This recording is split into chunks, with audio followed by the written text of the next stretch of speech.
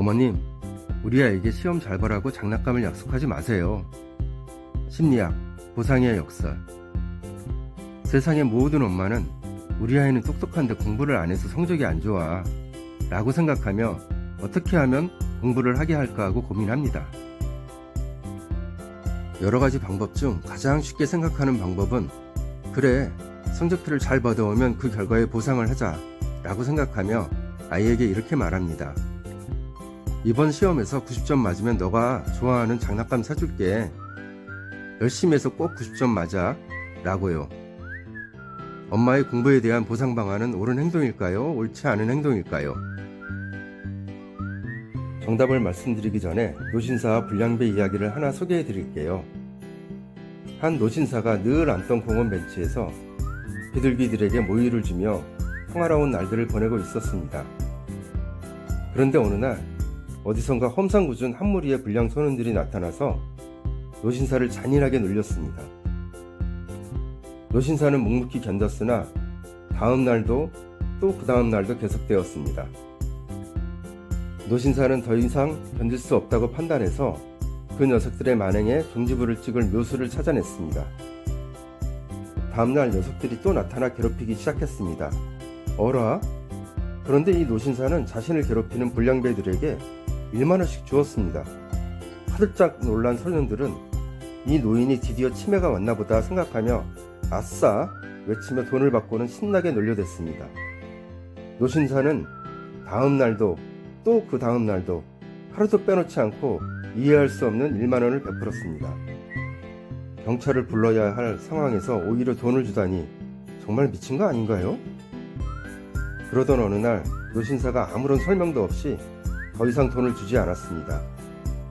노신사를 고문하던 녀석들은 격분했습니다. 조롱해주는데도 한 푼도 주지 않는단 말이야?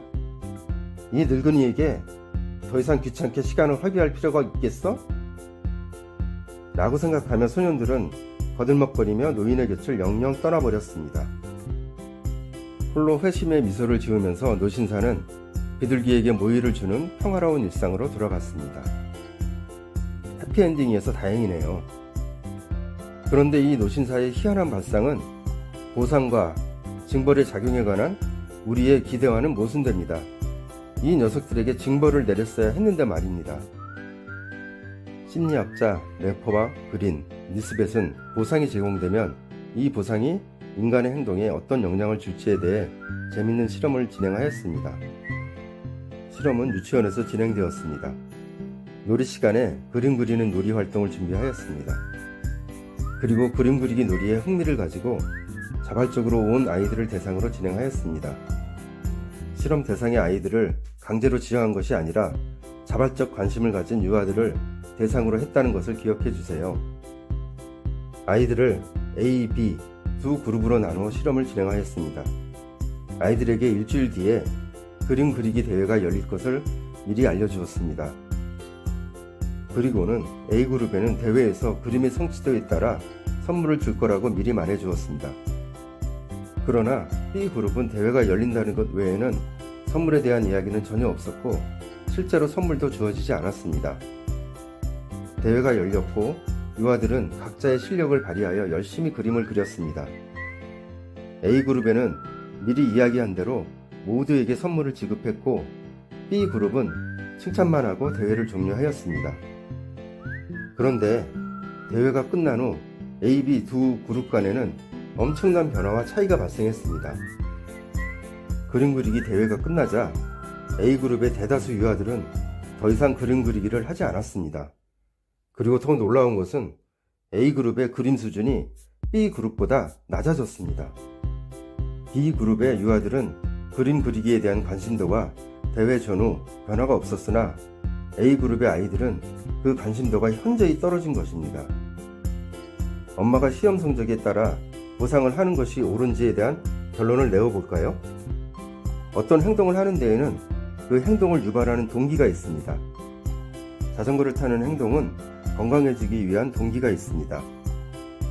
동기화는 내발적 동기화와 외발적 동기화 이렇게 두 가지 유형이 있습니다. 내발적 동기화는 행동 그 자체에서 얻는 만족감과 기쁨 때문에 그 행동을 하고 싶어 합니다. 예를 들면 게임을 하거나 드라마를 보거나 음악을 듣는 행동입니다. 외발적 동기화는 어떤 목표를 달성하기 위해 그 수단으로 행동을 하는 것입니다. 예를 들면 예쁜 몸매를 얻기 위해 다이어트를 하는 행동입니다. 외발적 동기화는 목표를 달성하면 그 수단이었던 행동은 더 이상 할 필요가 없어집니다. 다이어트를 해서 원하던 몸매를 얻게 되면 그 수단이었던 다이어트 행동은 그만두게 되겠죠. 내발적 동기화와 외발적 동기화 중 어떤 것이 장기적인 목표를 달성하는데 더 효과적일까요? 당연히 내발적 동기화가 장기적인 목표를 달성할 수 있습니다. 행동을 유발하는 동기화의 유형을 알아보았으니 다시 본론으로 돌아와 장난감을 지급하는 보상 행위가 유치원 아이들의 그림 그리기에 어떤 작용을 했는지 알아볼까요? 그림 그리기 심리 실험의 유아들은 이미 언급한 바와 같이 자발적으로 관심을 갖고 모인 아이들이었습니다. 즉, 그림 그리기가 좋아서 온 아이들입니다. 이 아이들의 그림 그리기 관심도는 크기가 이 정도였습니다. 그러나 보상을 하자 원래 가지고 있던 그림 그리기에 대한 관심이 장난감으로 관심이 옮겨져서 그림 그리기는 장난감을 얻기 위한 수단의 행위로 변질되었습니다. 그림 그리기에 대한 관심도는 줄어들고 장난감 획득에 대한 관심도가 새로 생겼습니다. 보상을 함으로 해서 아이가 원래 가지고 있었던 그림 그리기 관심과 흥미가 줄어들었고 대회에서 선물을 받고 나자 대부분이 그림 그리기 놀이를 그만두었습니다. 보상을 얻기 위한 수단으로 바뀐 그림 그리기는 더 이상 아이들에게 의미가 없어진 것입니다. 보상을 하지 않았다면 B그룹의 아이들처럼 그림 그리기를 계속 즐겼을 텐데요. 이제는 노신사와 불량소년 이야기로 다시 가볼까요? 노신사와 불량소년을 보면 불량소년들은 노인을 놀리는 행동 그 자체의 즐거움으로 그 행위를 즐겼습니다. 그러나 노신사가 돈을 주면서부터 불량소년들은 놀리는 행위가 돈을 얻기 위한 수단으로 변질되었습니다. 따라서 돈을 받지 않게 되자 돈을 받기 위한 수단으로 변질된 놀리는 행위가 의미가 없어지고 재미도 없게 되어 다시는 나타나지 않게 되었습니다. 보상은 단기적으로는 행동을 효과적으로 변화시킬 수는 있으나 장기적으로는 그 활동에 피로를 느끼게 합니다. 만약 그러한 보상이 없었다면 계속해서 그 활동을 즐겼을 텐데요. 즉, 보상이 그 행동에서 얻어지는 만족과 기쁨까지도 없애버리는 부작용을 발생시킵니다. 보상의 역설에 대해서 알아보았습니다. 우리 아이에게 보상을 하고 싶다면 미리 약속하지 마세요.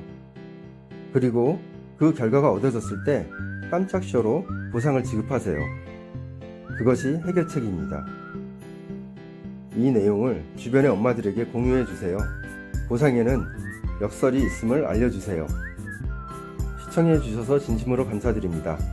행복한 하루 보내세요. 라이프 메이트였습니다.